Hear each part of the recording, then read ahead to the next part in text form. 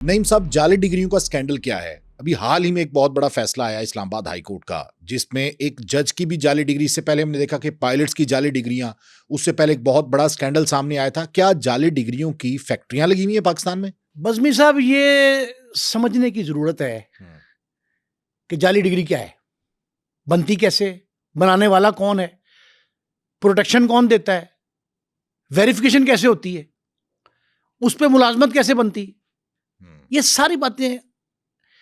اب آپ کو پتا یہ منظر عام پہ کیوں آیا کیس کہ جسٹس طارق محمود جہانگیری، ایک بڑے منصب پر فائز، عدلیہ کا بڑا منصب، اس کے سینئر جج کو ایک عدالت کے ہی جیوری میں پیش ہونا پڑا۔ اب اس سے ہٹ کے کہ سندھ ہائی کورٹ میں پہلے یہ کیس زیر سماعت رہا، اس میں سندھ یونیورسٹی کے رجسٹرار نے یہ تسلیم کیا۔ ویسے دو مواقع مختلف ہیں جن پہ ان کا اسٹیٹمنٹ جو ہے یونیورسٹی کا مختلف ہے، انتظامیہ کا۔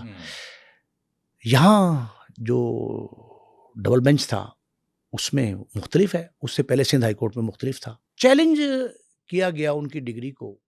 اب ایک موقف وہ بھی سامنے آیا، یہ جو بڑے نامور قانون دان شیخ اکرم صاحب، ان کا یہ موقف سامنے آیا کہ جناب جس جج نے یہ کیس سنا وہ اس کے مقدمے وار ہیں، ایک کیس میں دونوں برابر ہیں۔ ہاں بالکل، کانفلکٹ آف انٹرسٹ بھی آ سکتا ہے۔ سرفراز کی بات کریں، جسٹس سرفراز صاحب، ڈوگر صاحب۔ اب یہ آپ بات سمجھیں کہ یہ جو معاملہ اس حد تک گیا ہے، اس میں موقف یہ آیا کہ سندھ کی یونیورسٹی نے اس میں دو موقف اختیار کیے۔ ایک تو یہ سامنے آیا، دوسرا یہ کہا گیا کہ جی مقدمے وار ہیں تو انتقامی کارروائی ہو سکتی ہے۔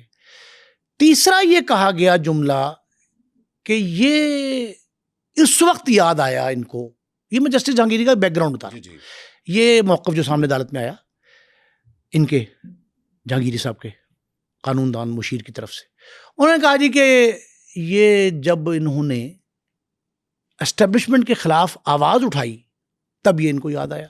یہ ایڈوکیٹ جنرل رہے جہانگیری صاحب، نیب میں رہے ڈائریکٹر جی، ڈی جی، کئی منصب پہ فائز رہے، اس وقت کوئی بات نہیں تھی۔ اب سوال یہ اٹھتا ہے کہ ایک جعلی ڈگری کی بنیاد پہ ہوا کیا؟ کتنے ہزاروں لوگوں کو، خاندانوں کو ریلیف ملا ہوگا جیسے جہانگیری کے قلم سے، کتنے ہی لوگوں کے خلاف فیصلے دیے ہوں گے انہوں نے۔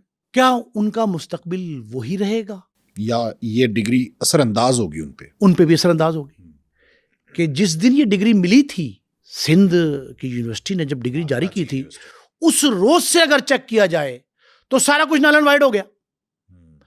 ڈگری کی اہمیت جو ہے اس سے انکار ممکن نہیں ہے، لیکن بدقسمتی سے ایک جملہ کہہ رہا ہوں، بدقسمتی المیہ ڈائلما ہے پاکستانی قوم کا پوری کا، کہ یہاں ڈگریوں کی تقسیم ایک باقاعدہ کاروبار ہے، تعلیمی اسناد نہیں ہے۔ وہ آپ کی ڈگریاں جو دی جا رہی ہیں، وہ میں بتاتا ہوں آپ کو کس کس یونیورسٹی نے کون کون سی دور میں کیا کیا جاری کیا۔ لیکن آپ یہ کہ ناظرین کے لیے بات کہہ رہا ہوں کہ اب یہ باقاعدہ کاروبار ہے جو پاکستان کی سرزمین سے پوری دنیا کے مختلف ممالک میں جاری ہے، اب بھی جاری ہے، اور اس میں ایک شخص، ایک ادارہ، ایک حکومت، ایک عدلیہ، قانون دان، کوئی ذمہ دار ایک نہیں کہے جا سکتے۔ یہ سارے کے سارے جو ہے نا شریک جرم ہے۔ بالکل صحیح ہے۔ ایک بات اور سن لیں، سب سے بڑا ادارہ پاکستان میں ڈگریوں کی ویریفیکیشن کے لیے، اس کا نام ہے higher education commission Pakistan, HECP، اور پنجاب میں بھی پنجاب ہائر ایجوکیشن کمیشن۔ اس کے کئی کرتا دھرتا اور سینکڑوں ملازمین، سینکڑوں، بڑی ذمہ داری سے بات کر رہا ہوں، بڑی ریسرچ کے بعد، سینکڑوں ملازمین اس کاروبار میں شامل ہیں۔ ایک بات۔ دوسری بات، کئی ادارے ایسے بن گئے ہیں جو ڈگریوں کا کاروبار کرتے ہیں، یونیورسٹیز نے سبلیٹ کر دیا اپنا یہ اختیار۔ تیسری بات، ہزارہ افراد ایسے ہیں جن کو ڈگریاں جاری کر دی گئیں، وہ جب ڈگریاں جاری ہوئیں وہ 50 سال سے پاکستان آئے ہی نہیں۔ تین باتیں۔ چوتھی بات ہے کہ ڈگری جعلی نہیں ہوتی۔ ڈگری جعلی نہیں ہوتی۔ بڑی تحقیق کے بات کر رہا ہوں، 2 ریسرچیں میرے پاس ہیں۔ صرف رجسٹریشن جعلی ہوتی ہے، رجسٹریشن آف ڈگری کی کوئی ویلیو وقت نہیں ہے، رجسٹریشن کی اہمیت ہے، وہی کاغذ ہوتا ہے جو اوریجنل ڈگری پہ ہوتا ہے، وہی مہریں ہوتی ہیں، وہی دستخط ہوتے ہیں، یا سائن سٹیمپ بھی ہوتی ہے، یا بائی ہینڈ بھی ہے. چانسلر جو گورنر ہوتا ہے اور وفاقی یونیورسٹی کا پرائم منسٹر ہوتا ہے یا پریزیڈنٹ ہوتا ہے، دونوں صورتوں میں وہی کاغذ، وہی مہریں، وہی دستخط یا دستخط کی مہر استعمال کر کے ڈگری جاری ہوتی ہے. رجسٹریشن نمبر ایسا اہم ہے جو اگر موجود ہو تو ڈگری اصلی ہے اور وہ ریکارڈ میں ویریفائی کیا جا سکتا ہو. رجسٹریشن نمبر اس نمبر کے تحت ڈگری جو جاری ہوئی، اگر وہ اس ادارے کے، اس یونیورسٹی کے ریکارڈ میں ہے، HEC اس کو اون کرتا ہے تو وہ اصلی ہے. لیکن رجسٹریشن نمبر ہی جعلی ہوتا ہے. اب اس کی اہمیت جو ہے نا، میں آپ کو بتاتا ہوں سارے ادوار میں کیا ہوئی. یہ آپ کے ناظرین کی انفارمیشن کے لیے، ڈگری کا جو رجسٹریشن نمبر ہے وہ میچ نہیں کرتا ظاہر ہے وہ یونیورسٹی کے ریکارڈ سے. HEC اس کو ویریفائی نہیں کرتی. یہ ہے جعل سازی.